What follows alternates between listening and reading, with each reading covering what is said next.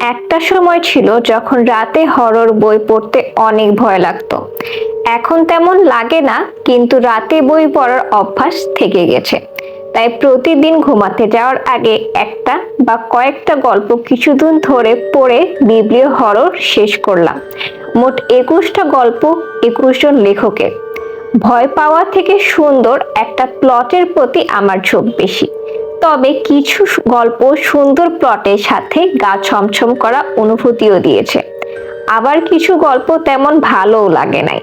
ছোট গল্প পড়া যতটা সহজ ততটাই কঠিন তা রিভিউ করা। তাই অল্প কথায় গল্পগুলোর প্রতিক্রিয়া জানাচ্ছি। মোহাম্মদ জাফর ইকবালের লেখা শক্স গল্পে অতিপ্রাকৃত এক সত্তার কথা বলা হয়েছে।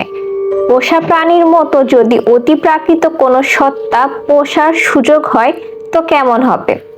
এমনই এক জীব ডক্টর মাহবুবের বুড়ো আঙ্গুলে বাসা বেঁধেছে। রহস্যময় গল্পটা ভালো লেগেছে, তবে শেষে একটা প্রশ্ন পাঠকদের জন্য রাখা হয়েছে।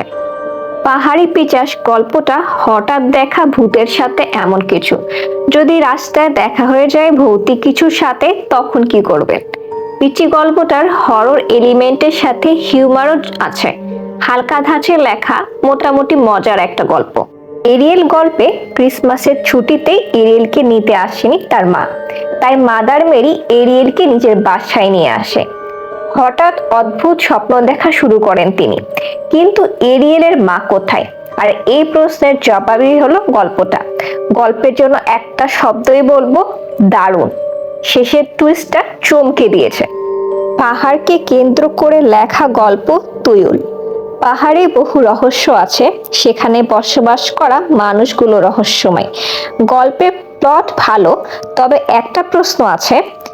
দেবস্মিতার কথা শুনে মনে হচ্ছিল জাদুটোনা তার বিয়ের পর করা হয়েছে, তাই অদ্ভুত সব জিনিসপত্র দেখতে পাচ্ছে। তাহলে শৈশবে আগে কিভাবে তুয়ুলের দেখা পেল? পৌনপুনিক গল্প মনে করিয়ে দেয়, আগ্রহ থাকা ভালো, তবে অতি আগ্রহ বিপদ ডেকে আনে। এমনটাই হয়েছে গল্পকথকের সাথে, কিন্তু পরিণতি কি হবে? লেখকের নাম দেখে আশার পারদ তুঙ্গে উঠে গেছিল, কিন্তু হতাশ হয়েছি। ছোট গল্পটা গোল গোল ঘুরে যেন শেষ হয়ে গেল। ব্ল্যাক প্যান্থারকে নিয়ে লেখা গল্প কালোবাঘ। দক্ষিণ আমেরিকার জাগুয়ার সুদূর বাংলাদেশে ঘাঁটি কেন গেড়েছে, কিভাবে আসলো নিয়েই গল্পের কাহিনী শেষ। কিন্তু শুরুতে যতটা ইন্টারেস্টিং মনে হচ্ছিল, সমাপ্তি ততটাই সাদামাটা মনে হয়েছে। গল্পের নামটা প্রথমে দেখে কনফিউজড হয়ে গেছিলাম যে হরর জনার গল্প তো, কিন্তু আসলেই হরর। মোটামুটি ভালোই লেগেছে ছোট গল্পটা। প্রতিশোধ নিয়ে লেখা। অন্যায়ের মাত্রা ছড়িয়ে গেলে মৃত্যুর ওপার থেকেও কেউ ফিরে আসতে পারে। একজন শিশুকামী ও পাচারকারীর জীবনের গল্প। শেষের টুইস্টটা অনুমেয়, তবে হরর এলিমেন্ট ভালোই ছিল। অন্ধকার ট্রিলজি ও হিমঘুম পড়ার পরে বুঝেছিলাম যে লেখক প্রকৃতির মাঝেই বারবার রহস্য খুঁজে পান। এই পিচ্চি গল্পটাও সেই রকম। প্রকৃতি নিজের ভেতরে অসংখ্য রহস্য লুকিয়ে রেখেছে। এমনই এক রহস্য ধুরান। প্রত্যন্ত পাহাড়ি অঞ্চল নিয়ে লেখা গল্পটা অসাধারণ। পড়ার সময় যেন হারিয়ে গিয়েছিলাম সবুজে ঘেরা বিপজ্জনক ধুরানের জগতে। অপরূপ ঘোষের লেখা খুবই ছোট একটা গল্প, ভয়ঙ্কর ঘুমঘোর। টুম্পা খালা বাংলাদেশ ছেড়ে আসার গল্প বলেন, কেন তিনি দেশে শান্তিতে ঘুমাতে পারতেন না। সমাপ্তিটা নিয়ে যেমন আশা করেছিলাম, পেলাম না। বিনিময় গল্পটা একজন লেখকের। প্রথম বইয়ে বাচিমাত, আবার পরের বই চিৎপটাং। এমনটাই হয়েছে লেখক মকসুদের সাথে। কি নিয়ে লিখবেন ভাবছেন, এমন সময় অদ্ভুত কিছু ঘটনা ঘটে। সবচেয়ে বেশি ভালো লেগেছে শেষের টুইস্টটা। সুব্রত নিত্যদিনের ঝামেলা নিয়ে অতিষ্ঠ, চিন্তা করে অদৃশ্য সাধনা করবে। যে ভাবনা সেই কাজ। গল্পে বেশি ফোকাস পেয়েছে বিভিন্ন তন্ত্র মন্ত্র ও রীতিনীতি। শেষটা কি হতে পারে আগেই বুঝে গেছিলাম, কিন্তু আফসোস হচ্ছে সুব্রতর জন্য। ভাড়া গল্পটা মেদিনীপুরের নায়েব খগেন্দ্রনাথকে নিয়ে, যে ভেবেছিল অন্যায় করে রাজার হারে জীবনযাপন করে যাবে, কাহিনী ধীরে এগিয়েছে কিন্তু গল্পের খেই হারিয়ে যায়নি। খগেন্দ্রের পরিণতি ভালো লেগেছে কিন্তু মদন মোহনের পরিণতি ভালো লাগেনি। অশ্বিনী কুমারের স্ত্রী ও কন্যার কি হলো? শেষে জবাব পাবো ভেবেছিলাম কিন্তু হলো না। তামান্না নওশিনের গল্পটা জম্বিদের নিয়ে। সানগ্লাস পরলেই অন্য এক দুনিয়ায় চলে যায় নিধি, যেখানে তাকে জম্বিরা তাড়া করে। অ্যালেক্স এই সমস্যা থেকে বের হওয়ার একটা বুদ্ধি দেয়, কিন্তু আদৌ কাজ হবে কিনা জানে না, তাই একটা এক্সপেরিমেন্ট করার কথা ভাবে। সব অতিপ্রাকৃত জীবের মধ্যে জম্বি জিনিসটা কেন জানি আমার খুবই ভয় লাগে। গল্প মোটামুটি হলেও জম্বিদের বর্ণনা যেভাবে করা হয়েছে কেমন জানি অদ্ভুত অনুভূতি হচ্ছিল পড়ার সময়। আগে মনে হতো পৃথিবীতে মানুষ খারাপ হতে পারে কিন্তু মা খারাপ হতে পারে না। নিউজে এমন কিছু ঘটনা দেখেছি যে এই বিশ্বাস ভেঙে গেছে।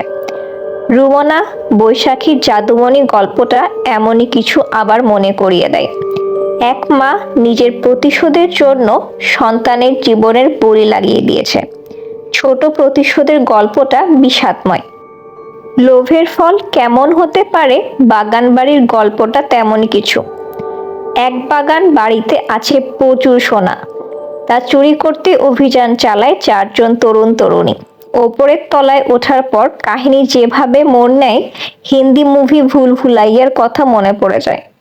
বন্ধ দরজা, তালা, নাচ এসব আর কি অনেকটাই মিলে, তবে ব্যাক স্টোরি ভিন্ন। মুভির মতো গল্প অতটা ভালো না লাগলেও তেমন একটা মন্দ লাগে নাই।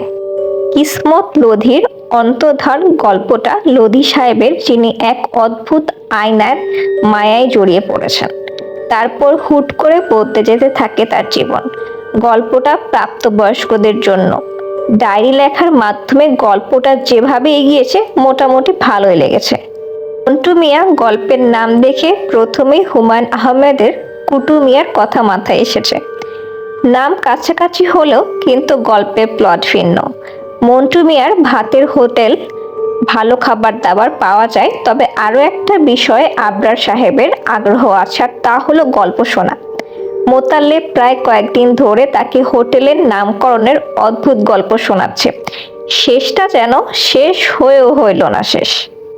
বীজ গল্পে পাথরের মতো দেখতে অদ্ভুত কিছু বীজ আজব কাণ্ড ঘটিয়ে চলেছে।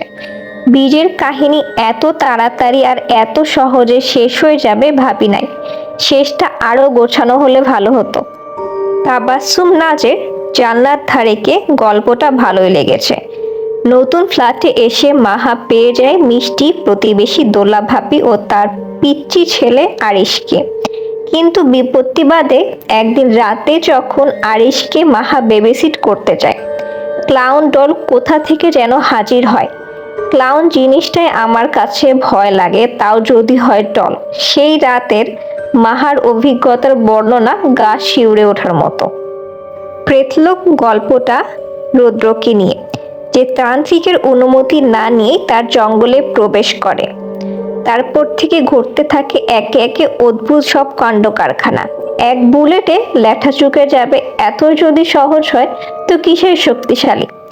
রৌদ্র খালি দৌড়াদৌড়ি করেছে, বিভিন্ন অতি প্রাকৃত জীবের সাথে মোলাকাত করেছে। একবার অবশ্য মনে হয়েছিল হরর কমেডি হয়তোবা, কিন্তু পরে তেমনটাও লাগে নাই। বইয়ের সবগুলো গল্পের মধ্যে অংশহারা সবচেয়ে বেশি ভালো লেগেছে। একজন আত্মনির্ভরশীল স্বাধীন চেতা মেয়ে বলতে যেমনটা বোঝায়, হেনা তেমনই একটা মেয়ে। সাহসী মেয়েটা সাহসে ফাটল তখনই ধরে যখন বাসায় তারই মতো দেখতে এক অশরীর দেখা পাওয়া যায়। প্লটটা যেমন ইউনিক তেমনই যথার্থ বর্ণনা করা হয়েছে। শেষের টুইস্টটা সেরা। সব মিলিয়ে বলতে গেলে বইটার সাথে সময় ভালোই কাটলো।